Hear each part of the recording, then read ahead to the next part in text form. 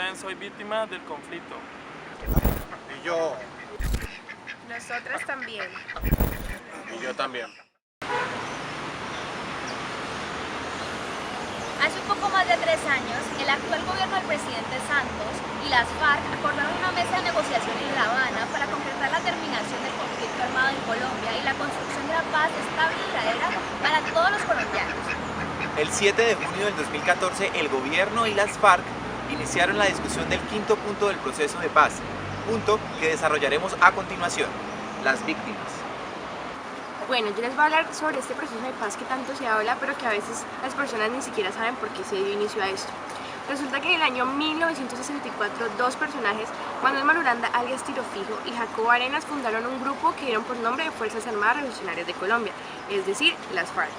En principio, este grupo se fundó con el fin de terminar la desigualdad social, política y económica por la que cruzaba el país, es decir, que empezaron con buenos ideales.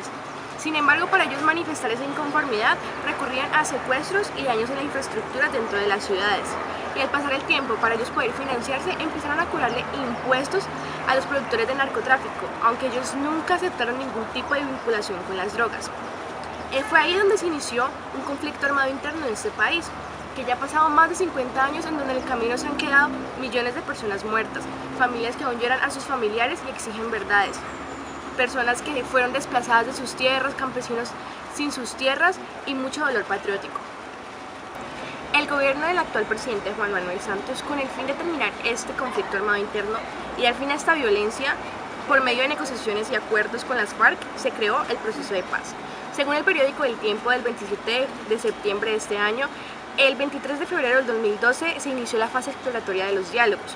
Y ya de manera formal, este proceso se inició el 18 de octubre del 2012. Finalizando el año 2012, el 19 de noviembre, se empezaron los diálogos en La Habana, Cuba.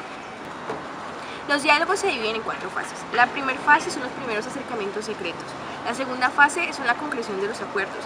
Y dentro de esta fase se encuentran los puntos de la agenda, que son el desarrollo de la reforma agraria integral, la participación política, el fin del conflicto, solucionar el problema de las drogas ilícitas y, por último, víctimas.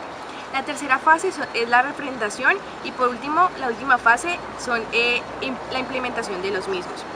Dentro del siguiente trabajo nosotros nos enfocaremos puntualmente en el punto 5 de la agenda, que son las víctimas, que el periódico El Tiempo publicó el 27 de septiembre del 2015, que el 21 de agosto del 2014 se creó la Comisión Histórica del Conflicto y las víctimas. Este punto se marcará bajo 10 principios que veremos a lo largo de este trabajo, así que empecemos. Cuando se trata de ponerle fin a un conflicto interno dentro de un país, se emplea un sistema de verdad, justicia, reparación y no repetición. A este sistema le llamamos justicia transicional. Comisión de la Verdad.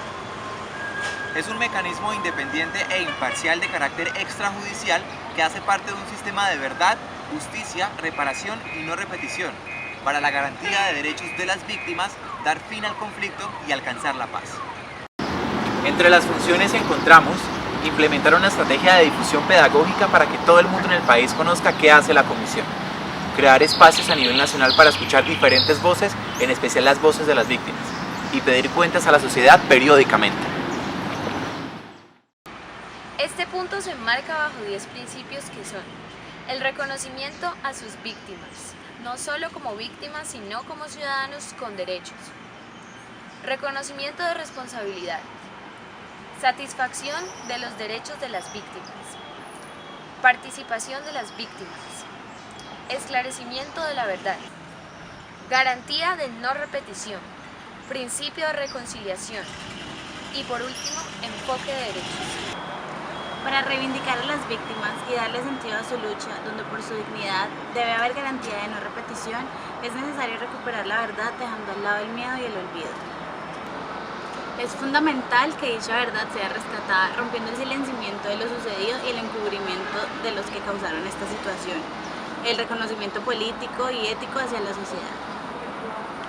No bastan las cifras oficiales ni los expedientes donde según el Estado se hizo justicia, ni mucho menos las publicaciones de los medios de información donde se camuflan verdades para mostrar parte de la victoria, supuestamente reconociendo los daños que sufren los implicados en esta vieja guerra.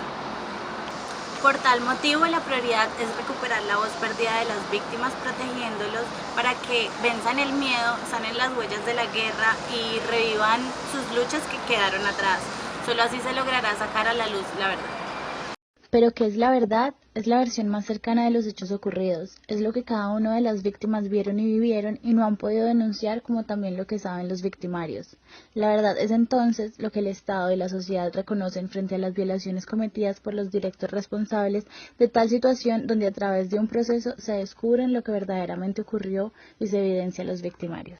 Para lograrlo se debe implementar investigaciones oficiales donde la sociedad civil participe a través de audiciones públicas, como también hablando con las víctimas y su comunidad.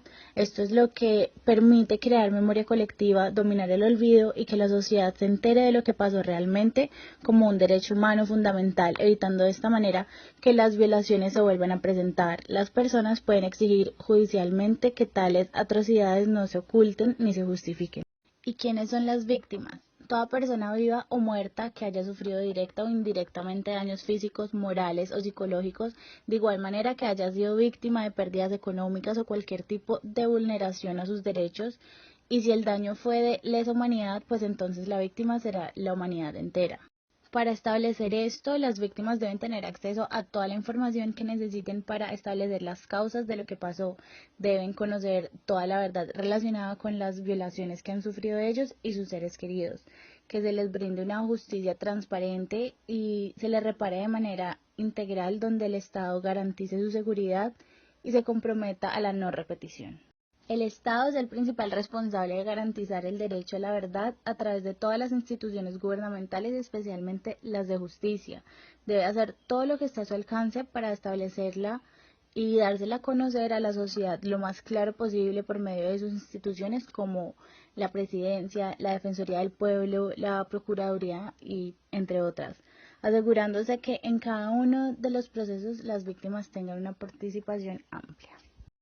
Dentro de los muchos mecanismos para hacer valer el derecho de la verdad, uno de los más importantes son los juicios, donde, contando con jueces independientes, las pruebas y participación de las víctimas, se establezca la verdad oficial de los hechos contenidos, por supuesto con los aportes que haga la Procuraduría y la Defensoría del Pueblo. De no satisfacer los procedimientos de las instituciones mencionadas, se puede recurrir a mecanismos extraordinarios como las comisiones de la verdad, o a los informes que aportan las organizaciones no gubernamentales, como también a organismos internacionales, Comisión Interamericana de Derechos Humanos o el Alto Comisionado de las Naciones Unidas para los Derechos Humanos, que estudian los hechos y le dan recomendaciones a los estados. Se destacan los tribunales de opinión, que son mecanismos que nacen de la sociedad y de organizaciones no gubernamentales, donde se hacen juicios simbólicos frente a los hechos que generaron las violaciones.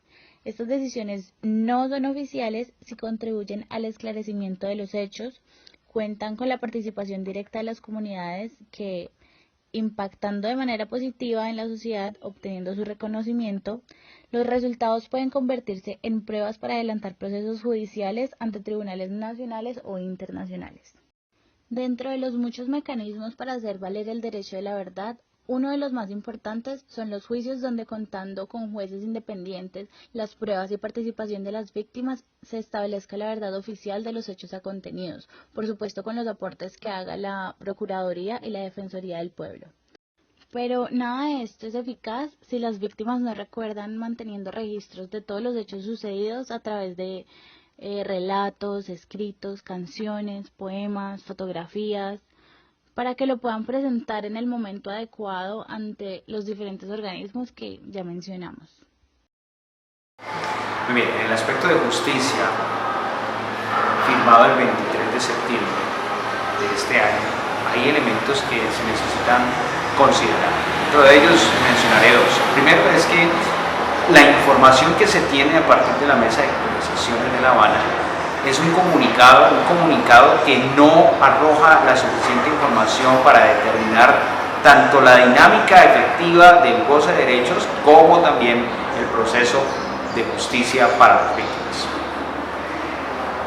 Y digo justicia para las víctimas porque las víctimas están exigiendo de parte del gobierno nacional unos aspectos y unos elementos claves para que sus victimarios paguen por sus procesos. sus procesos de victimización. Dentro de esa exigencia es importante considerar, una vez más, lo expreso, la fuerte influencia que deben tener, la permanente presencia que deben tener las víctimas en la mesa de negociaciones. Nuestro conflicto armado tiene 60 años y durante esos 60 años, pues, quienes han vivido la guerra en su gran mayoría ha sido el sector rural.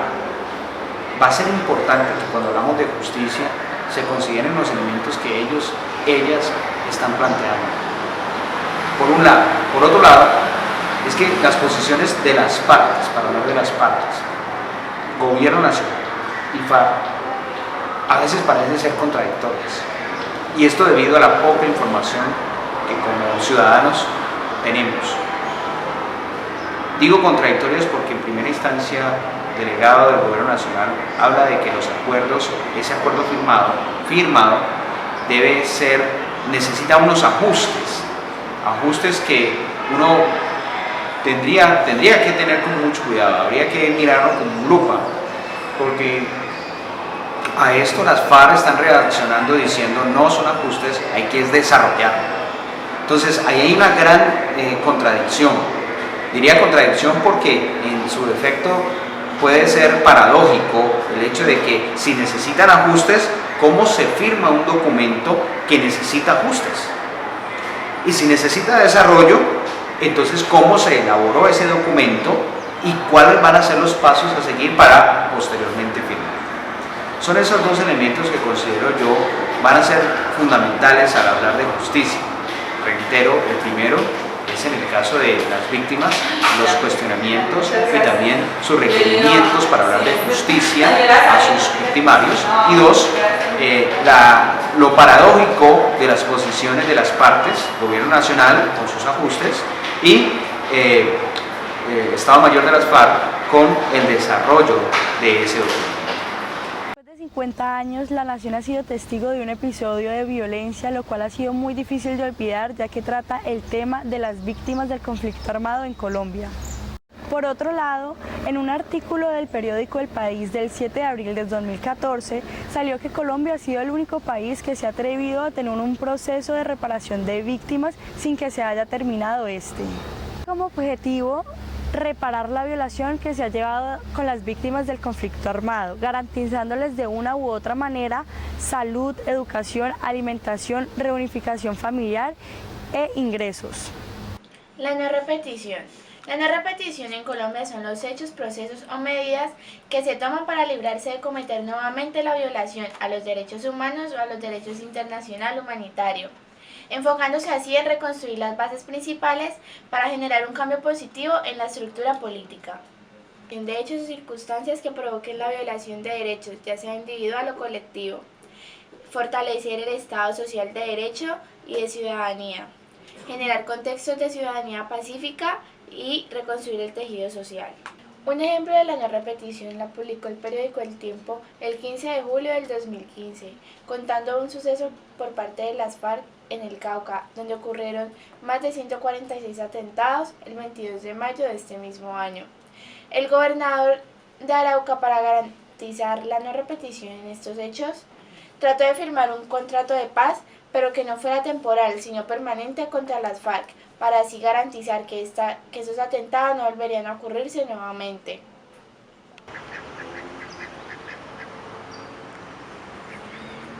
Los derechos humanos y el derecho internacional constituyen la principal herramienta en procesos de paz como el que se está llevando a cabo en nuestro país. El sistema tiene como propósito construir una política pública integral, respuesta oportuna y efectiva del Estado ante las vulneraciones que se le pueden hacer a los derechos humanos y al VIH, es decir, el derecho internacional humanitario. A continuación hablaremos de los derechos humanos y el derecho internacional. Los derechos humanos son los derechos inherentes de toda persona, sin distinción alguna, o sea que no importa la religión, la raza o cualquier otra condición, no va a haber discriminación alguna. Estos derechos se dividen en 3 generaciones. La primera son los derechos civiles y políticos, la segunda son los derechos económicos, sociales y culturales, y la tercera son los derechos colectivos o de los pueblos. Los derechos civiles y políticos fueron los primeros derechos consagrados en los ordenamientos jurídicos internos e internacionales. Son destinados a la protección del ser humano individualmente contra cualquier agresión de algún órgano público. El objetivo fundamental de los derechos económicos, sociales y culturales es garantizar el desarrollo de los seres humanos y de los pueblos. La vigencia de estos derechos se encuentra condicionada a las posibilidades de cada país. Los derechos colectivos o de los pueblos son los que contemplan cuestiones de carácter supranacional, como el derecho a la paz y a un medio ambiente sano. Se encuentran en un proceso de definición y están consagrados en diversas disposiciones de algunas convenciones internacionales. Vamos a ver qué tanto saben las personas de la Universidad Autónoma de Occidente en cuanto a los derechos humanos. Vamos.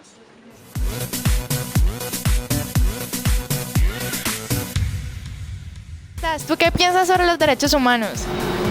Bueno, los derechos humanos son como, no sé, como una ayuda que nos puede ayudar pues a nosotros para, no sé, sí. ¿Qué piensas sobre los derechos humanos? Bueno, pienso que que son como unas normas, las cuales hacen cumplir los derechos de las personas, como el derecho a la educación, el derecho a la salud, el derecho a la vivienda, y son muy importantes porque hacen que nos respetemos y que no se pierda que todos tengan como una dignidad. ¿Qué sabes acerca de los derechos humanos? Bueno, acerca de los derechos humanos, sé que en muchos países son vulnerados.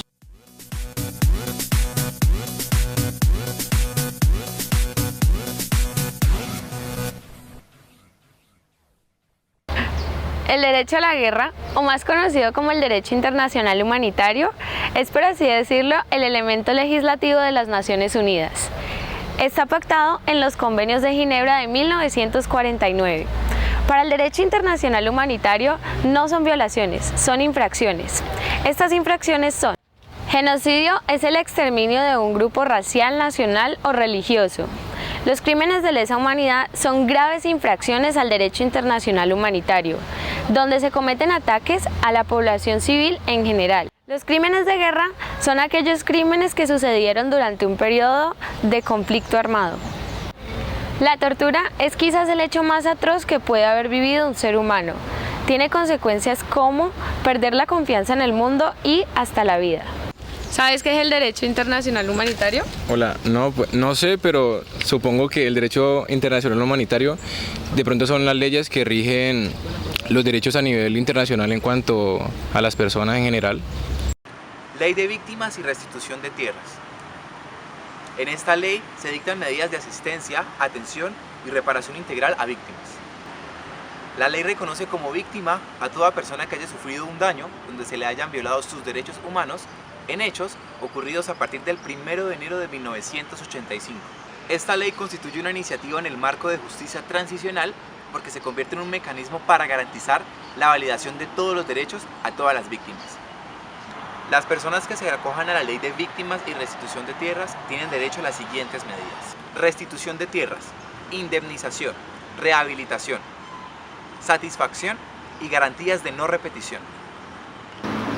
El derecho internacional humanitario prevé algunas normas fundamentales para en casos de conflicto, es decir, las personas que están fuera de conflicto y las personas que no participan directamente en estas hostilidades tienen derecho a la vida, a la integridad física y moral, y las personas que están heridas tienen derecho a que se les atienda de una manera humana sin distinción desfavorable. A pesar de que el punto número 5 ofrece garantías para todas sus víctimas, hay quienes están en contra, justificando que se están excluyendo a las víctimas de la violencia sociopolítica.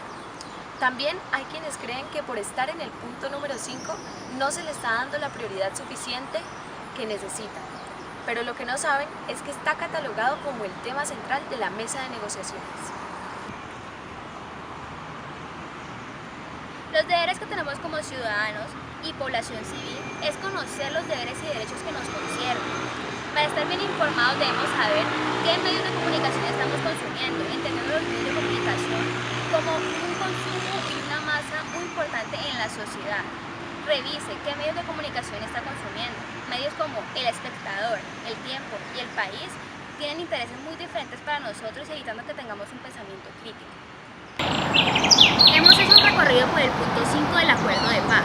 Tenemos que tener en cuenta que todos somos víctimas de este conflicto interno. Como comunicadores sociales, o más bien como ciudadanos, debemos estar enterados de lo que pasa con el proceso de paz, prepararnos para un posconflicto y así lograr la paz. Infórmate. Lee. Actúa. Piensa. Interésate. Comparte.